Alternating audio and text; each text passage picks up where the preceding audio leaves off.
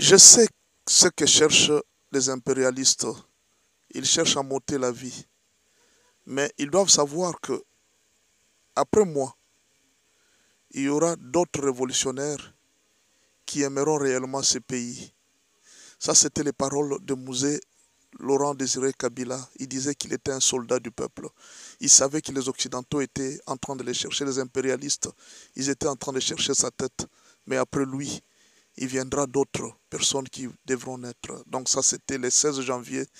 Avant le 16 janvier, Mouzé avait déclaré cela. En mémoire de lui, aujourd'hui, de ces soldats du peuple, je viens incliner aujourd'hui chapeau bas pour dire merci à ce qu'il a fait pour ce pays, en montrant aux Congolais qu'on peut dire non aux impérialistes.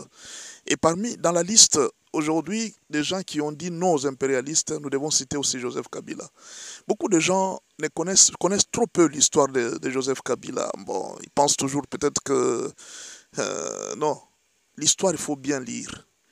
Et là, je profite pour vous lire une petite page de l'histoire de Joseph Kabila, qui avait dit non aussi aux impérialistes.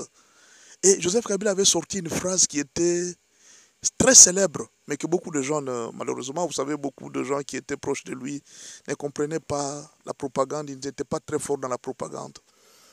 Kabila a dit ceci, parce que ça, nous sommes dans le journal le soir. La Belgique, nous sommes en janvier 2018. Il lui pose la question et dit, mais monsieur Joseph Kabila, vous empêchez vos membres du pays à voyager à travers le monde. Quand vous fermez la maison Schengen, Kabila venait de fermer la maison Schengen, qui représente 17 pays européens. Pourquoi? Parce que la Belgique commençait à s'insérer dans les histoires du pays. Et pour punir la Belgique, j'ai dit bien Kabila avait puni la Belgique. Qu'est-ce qu'il avait fait? Il avait fermé la maison Schengen. C'est-à-dire que Kabila avait puni tous les pays européens à cause de la Belgique. Et puis il avait fermé la maison Enabel, l'agence belge de développement. Kabila avait bloqué et Kabila avait freiné le Bruxelles Airlines sur Kinshasa. Il dit, nous ne voulons même plus de vos vols. Mais alors, on lui pose la question, mais pourquoi vous faites tout ça? Vous êtes en train de faire souffrir votre peuple.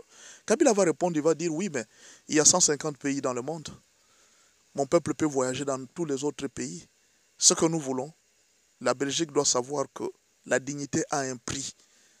Il y a un prix, la dignité a un prix. Je sais que la situation ne va pas durer, mais ce que nous demandons, c'est que la Belgique doit apprendre à nous respecter. Ça, beaucoup de gens n'en parlent pas. Aujourd'hui, on parle d'Ibrahim Traoré, mais on n'a jamais parlé de cette page de l'histoire de Joseph Kabila. C'est pourquoi je profite pour donner un conseil à l'ancien président de la RDC, M. Joseph Kabila, pour lui dire de faire très attention, de ne se pavaner, de négocier avec les Occidentaux. J'ai vu là, il y a beaucoup de gens qui font de ça une politique. Ah, Kabila doit rentrer maintenant. Vous voyez, il est invité à la Maison Blanche. Ce n'est pas un problème. Le président chinois a été invité à la Maison Blanche. Il a refusé d'y aller. Pourquoi il a refusé d'y aller? Ce n'est pas Kabila qui peut trembler pour un voyage à la Maison Blanche. Nous avons vu Ruto à la Maison Blanche, assis même sur la chaise des Occidentaux. Et ça fait quoi avec Ruto? Les Occidentaux sont des flatteurs. Les Occidentaux sont de grands flatteurs alors. Il y a l'ancien président brésilien qui est aussi invité. Mais ça fait quoi? Ça ne fait rien. Ce n'est rien là. Il ne faut pas interpréter ça. Par contre, le président Kabila devrait faire l'ancien président devrait faire très attention. Rappelez-vous de la façon dont on a arrêté Jean-Pierre Bemba. Il allait en Europe pour la sécurité. Il dit non, je serai sécurisé. Mais c'est là qu'il a été arrêté. Les Occidentaux savent que Kabila, les impérialistes, ils savent que Kabila a beaucoup d'argent. Ils veulent lui soutirer de l'argent.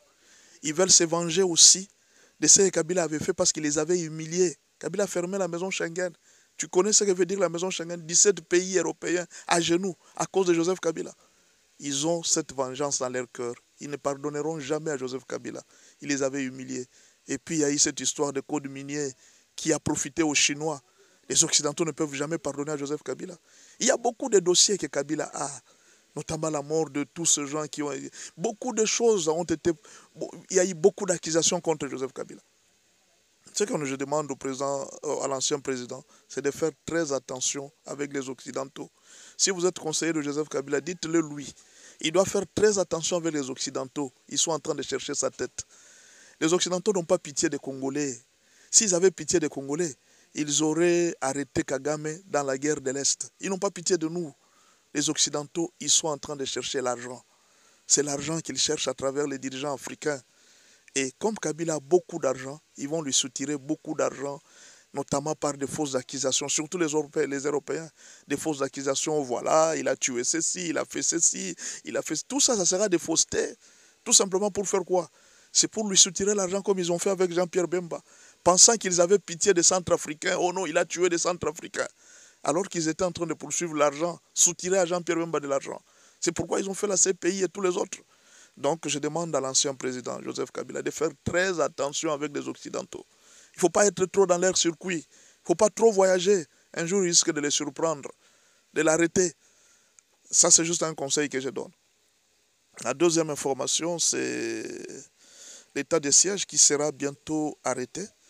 Je crois qu'on va arrêter bientôt l'état de siège. Le président Félix a demandé à tous les gouverneurs militaires de 15 jours pour donner l'état des lieux et de présenter le plan de sortie de l'état de siège. Donc d'ici 15 jours, ou peut-être d'ici 20 jours, le président pourra décider de la fin de l'état de siège. Ça, c'est une information que vous devez connaître.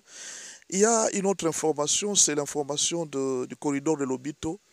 Le président angolais est parti poser un problème aux Occidentaux pour leur dire, il dit, bon, bien sûr que vous voulez donner plus d'1 milliard de dollars pour le corridor de Lobito, ça sera une bonne chose. Mais il y a un problème. Quel est le problème? Tant que l'Est de la RDC n'est pas sécurisé, ce corridor-là ne pourra pas tenir. Il faudra qu'on sécurise l'Est de la RDC.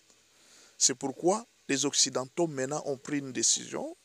Ils poussent maintenant le président Félix Tshisekedi à négocier avec les rebelles.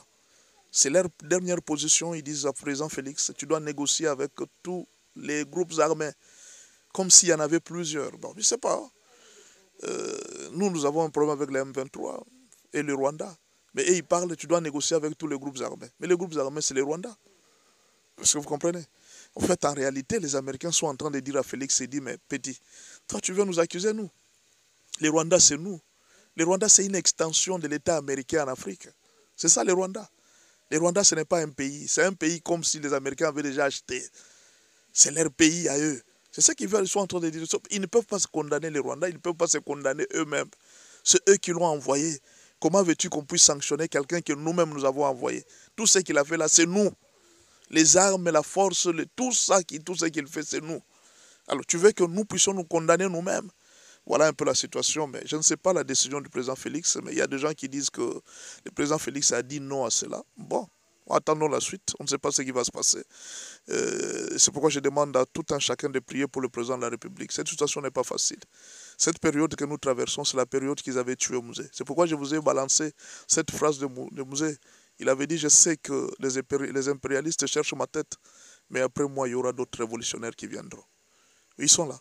Joseph Kabila s'est révolutionné contre les Occidentaux. Félix aussi est en train de se révolutionner contre les Occidentaux. Il y en aura encore. Même s'il tuait Félix, d'autres viendront encore. Alors, la dernière information, c'est Anthony Tshisekedi. C'est pas Anthony? Oui, Anthony Tshisekedi qui a été avec le président Maduro, vénézuélien.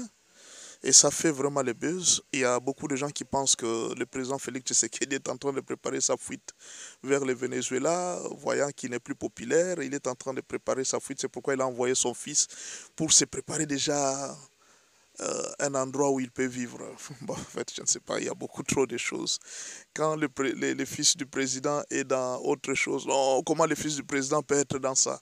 Quand le fils du président est dans ceci, comment le fils du président peut être dans ça? À un certain moment, les Congolais ne savent pas ce qu'ils font. Mais moi, ce que je pense est que presque tous les présidents africains travaillent avec leurs fils. J'ai vu Museveni qui travaille avec son fils. J'ai vu Donald Trump qui a travaillé avec son fils dans la campagne. J'ai vu le président Bush, son père était président, le fils aussi est devenu président. Nous avons vu beaucoup trop de pays, même le président Kagame, il a son fils qui est aussi président. Nous avons vu aussi Eduardo Santos, ses enfants. J'ai vu Mobutu, il avait un fils qui était ambassadeur.